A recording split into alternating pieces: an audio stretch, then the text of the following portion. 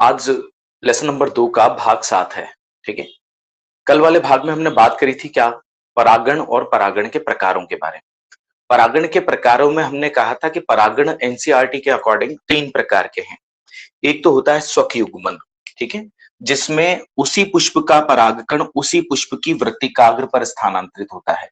माने कि एक ही पुष्प होता है, परागण भी उसी का और वृत्तिकाग्र भी उसी का। ठीक है, उसे हमने कहा था क्या, स्वकयुग्मन। ठीक है, परागण का दूसरा प्रकार जिसमें एक पुष्प का परागकण उसी पादप के किसी दूसरे पुष्प की वृत्तिकाग्र पर पहुंचता है। माने कि परागकण एक पुष्प का होता है और वृत्तिकाग्र दूसरे पुष्प का, लेकिन वो दोनों पुष्प एक ही पादप के होते हैं। ठीक है, माने कि सजात होते हैं। ऐसे परागण को हमने कहा सजात पुष्पी परागण। और तीसरे प्रकार का परागण था पर परागण, जिसमें परागकण एक पुष्प का होता है और वृत्तिकाग्र दूसरे पुष्प की, माने कि नर भाग एक पुष्प का और मादा भाग दूसरे पुष्प की, लेकिन पादप भी दोनों क्या होते हैं, अलग अलग होते हैं। और इसे हमने कहा था पर परागण। ठीक है, तो हम एक तरह से कह सकते हैं कि स्वपरागण दो प्रकार का हो सकता है, स्वकयुग्मन और सजात पुष्पी परागण। फिर हमने सबसे पहले बात करी थी स्वकयुग्मन के बारे में।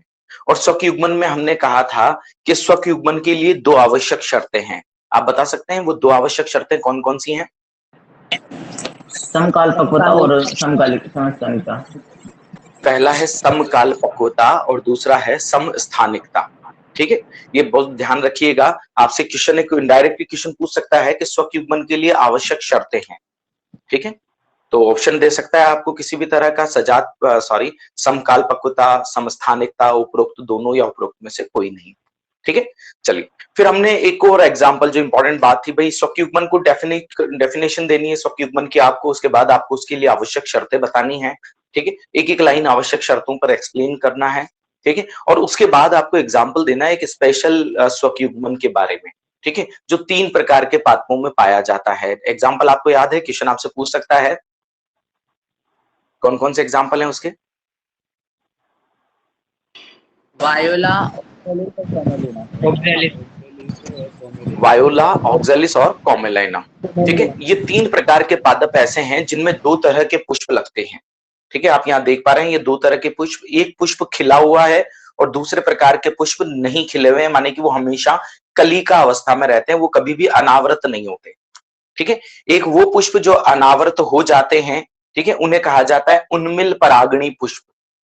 ठीक है, क्या कहा जाता है? उन्मिल परागणी पुष्प। और उन्मिल परागणी पुष्प हमें कभी क्या होते हैं, सामान्य पुष्पों की तरह खिल जाते हैं या अनावृत हो जाते हैं। माने कि उनके वृत्तिकाग्र स्वयं के पराग कणों को भी ग्रहण कर सकता है और बाहर से आए पराग कणों को भी ग्रहण कर सकता है।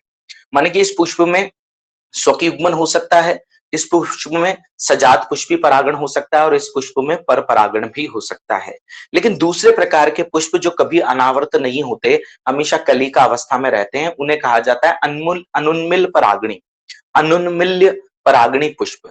ऐसे अनुन्मिल्य परागणी पुष्प में हमेशा स्वकयुग्मन ही होता है, क्योंकि भीतर ही नर व मादा भाग दोनों परिपक्व होकर परागण कर लेते हैं। बाहर का कोई भी परागकण उन पुष्प के भीतर प्रवेश नहीं कर सकता। तो 100% इसमें स्वकयुग्मन होता है। सजात पुष्पी परागण और परपरागण इनमें एब्सेंट होता है। ठीक है, तो आपको ऐसे पुष्पों में ऐसे पादपों के एग्जाम्पल देने हैं, वायोला, कॉमेलिना, ऑक्जेलिस। ठीक है, क्वेश्चन आपसे पूछ सकता है उन्मिल परागणी पुष्पों से आप क्या समझते हैं, अनुन्मिल परागणी पुष्पों से आप क्या समझते हैं, उदाहरण सहित समझाइए। ठीक है, तो कल हम यहां तक डिस्कस कर चुके थे। आज हम बात करेंगे दूसरे प्रकार के परागण के बारे में, जिसे कहा जाता है पुष्पी परागण। और इस सजात पुष्पी परागण में हुआ क्या था भाई, इसमें एक पुष्प का परागकण दो पुष्प की वृत्तिकाग्र पर स्थानांतरित, लेकिन ये दोनों ही सजात होते हैं, अर्थात एक ही पादप पर पाए जाते हैं। ओके, तो मुझे नहीं लगता कि मुझे इसको डेफिनेशन मतलब इसको ज्यादा एक्सप्लेन करने की जरूरत है, क्योंकि कल हम बात कर चुके हैं। ठीक है, बात समझ में आई? एक पुष्प का उसी पादप के किसी अन्य पुष्प की वृत्तिकाग्र पर स्थानांतरित हो जाता है, तो इस का परागण सजात पुष्पी परागण कहलाता है। ठीक है, तो लिखिए जरा, हेडिंग डालिए सजात पुष्प। हाँ, आपको ये डायग्राम के लिए जगह छोड़नी है, ध्यान रखिएगा। ठीक है, चलिए तो पहला अगला हेडिंग डालिए सजात पुष्पी परागण। सजात पुष्पी परागण, इसमें लिखिए इस प्रकार के परागण में, इस प्रकार के परागण में, इस प्रकार के परागण में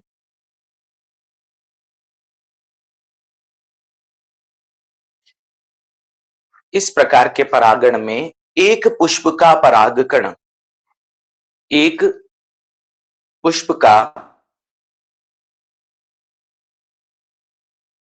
परागकण, एक पुष्प उसी पद के किसी अन्य पुष्प, उसी पादप, ध्यान रखिएगा, उसी पद के किसी अन्य पुष्प, उसी पादप के किसी अन्य पुष्प, उसी पादप के किसी अन्य पुष्प की वृत्तिकाग्र पर स्थानांतरित होता है। सर हाँ बेटा, एक बार रिपीट कर दोगे क्या? वो साउंड की मिस्टेक आ गई थी थोड़ी। एक पुष्प का परागकण उसी पादप के किसी अन्य पुष्प, एक पुष्प का परागकण उसी पादप के किसी अन्य पुष्प, उसी पादप के किसी अन्य पुष्प की वृत्तिकाग्र पर, उसी पादप के किसी अन्य पुष्प की वृत्तिकाग्र पर,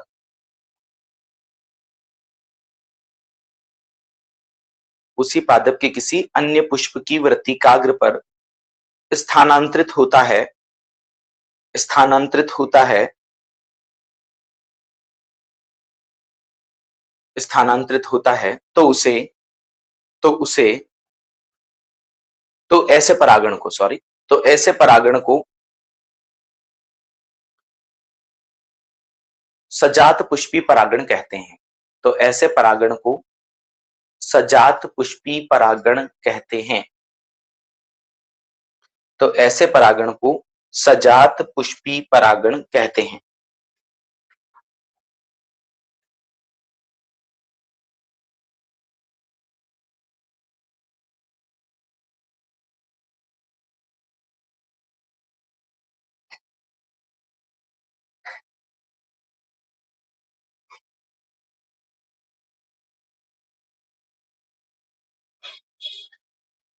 एक इंपॉर्टेंट लाइन है, लिखिएगा, पहले फिर समझते हैं।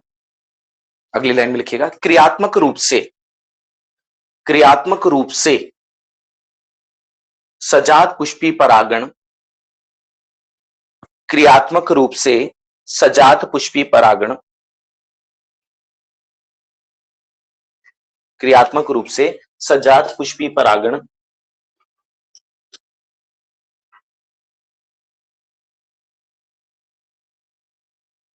क्रियात्मक रूप से सजात पुष्पी परागण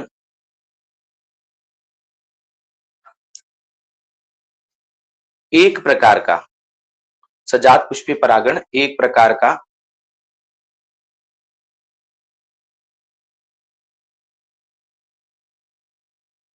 सजात पुष्पी परागण एक प्रकार का पर परागण ही है। ठीक है, एक प्रकार का पर परागण ही है। ठीक है भाई, तो क्यों कहा पर परागण? वास्तव में देखो, परागकण नर जन्नांग और मादा जन्नांग अलग अलग पुष्प के हैं। ठीक है, इसीलिए टेक्निकली इसे क्या कहा गया है? पर परागण कहा गया है। लेकिन आनुवांशिक रूप से ये स्वक युग्मन ही है एक तरह का, या स्वपरागण ही है। ठीक है, तो आनुवांशिक रूप से स्वपरागण है, लेकिन क्रियात्मक रूप से या कार्य की रूप से ये क्या है? भिन्न है, माने कि पर परागण है। ठीक है, चलें, तो ये था अगला हमारा सजात पुष्पी परागण।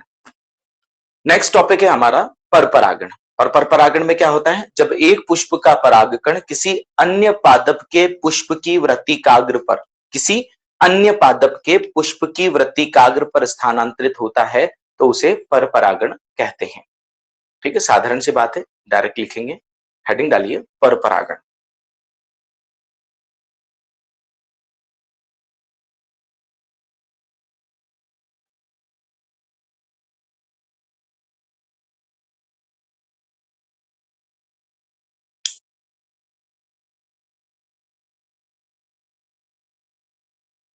ठीक है, 21वां, जब एक पुष्प का परागकण, जब एक पुष्प का परागकण,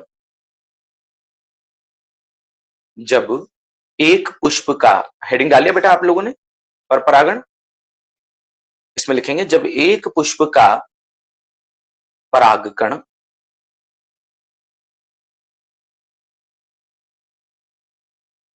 जब एक पुष्प का परागकण किसी अन्य पादप के पुष्प की वृत्तिकाग्र पर, किसी अन्य पादप के, किसी अन्य पादप के पुष्प की वृत्तिकाग्र पर, अन्य पादप के पुष्प की वृत्तिकाग्र पर स्थानांतरित होता है, स्थानांतरित होता है,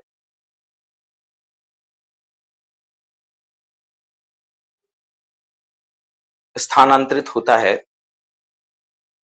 तो उसे, तो उसे परपरागण कहते हैं, तो उसे परपरागण कहते हैं।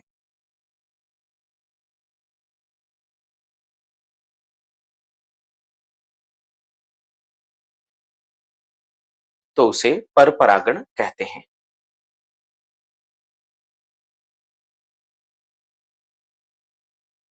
ठीक है, क्लियर, इससे ही एक्चुअल परपरागण ही कहते हैं। ठीक है, यही एक्चुअल परपरागण है।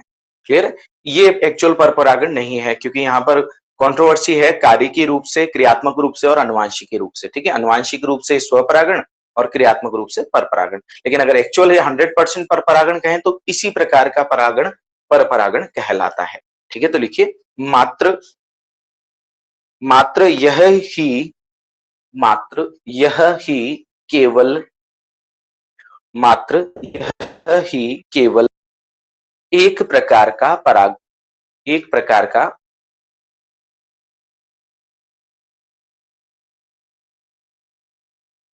परपरागण है। मात्र यह ही केवल एक प्रकार का परपरागण है,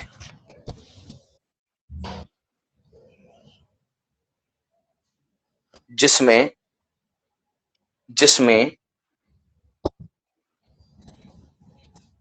जिसमें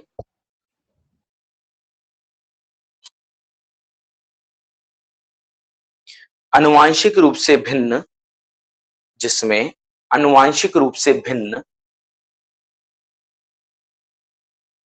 आनुवांशिक रूप से भिन्न पराग कणों का, जिसमें आनुवांशिक रूप से भिन्न पराग कणों का,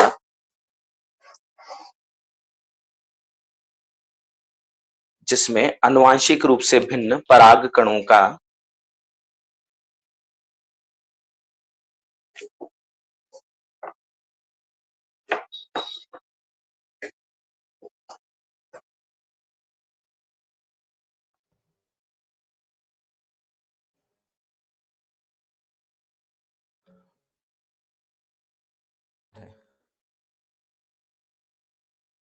सर आवाज नहीं आ रही।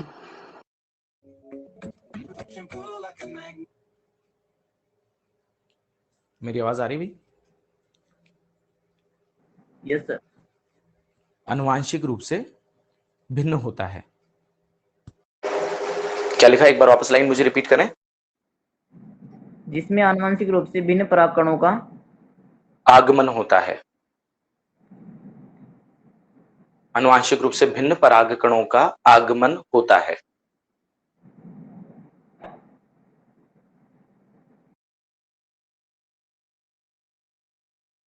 आनुवांशिक रूप से भिन्न पराग कणों का आगमन होता है।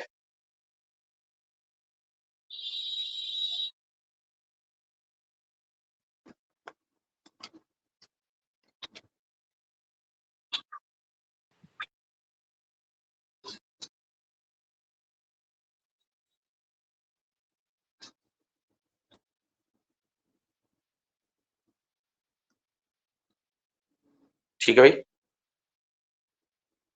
सबने लिख लिया? Yes sir. चलिए, तो बेटा आज मैं क्लास इतनी ही ऑफ रख के ऑफ करूंगा। ठीक है, कल क्योंकि एक तो नया टॉपिक है, ठीक है, क्योंकि टॉपिक भी वो बड़ा है। कल हम बात करेंगे परागण के माध्यमों के बारे में, ठीक है, जिसमें पराग कणों को एक पुष्प से दूसरे पुष्प तक किसी भी माध्यम तक गमन होता है। और उसका इंट्रोडक्शन हम पहले ले चुके हैं, लेकिन कल हम फिर वापस से इंट्रोडक्शन लेंगे इस चीज का। आज के लिए इतना ही, ठीक है बेटा। थैंक यू भाई। Okay thank you all of you. Okay bye sir. Bye बेटा। बाय।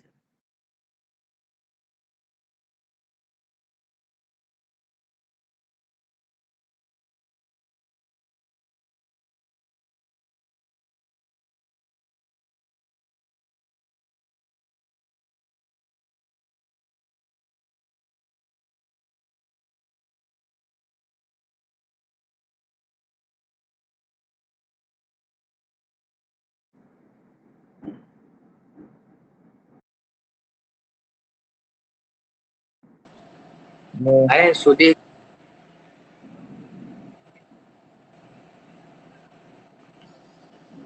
हाँ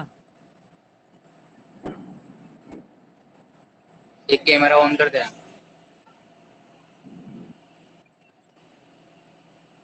बच्चा कहाँ है?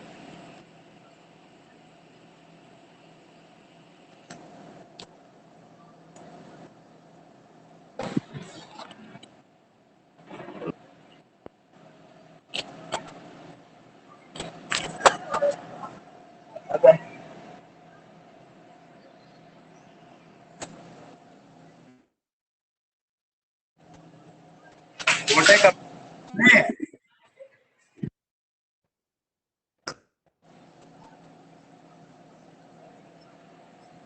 कमल ऑन करना।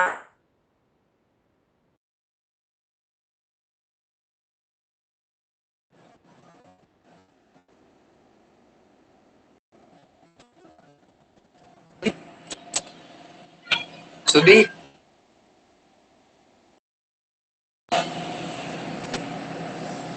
भाई सुधीर, बोलना। अरे बोलना। तू क्या कह रहा? अरे तेरे बायोलॉजी केमिस्ट्री फिजिक्स का टाइम टेबल दिख रहा है पीछे?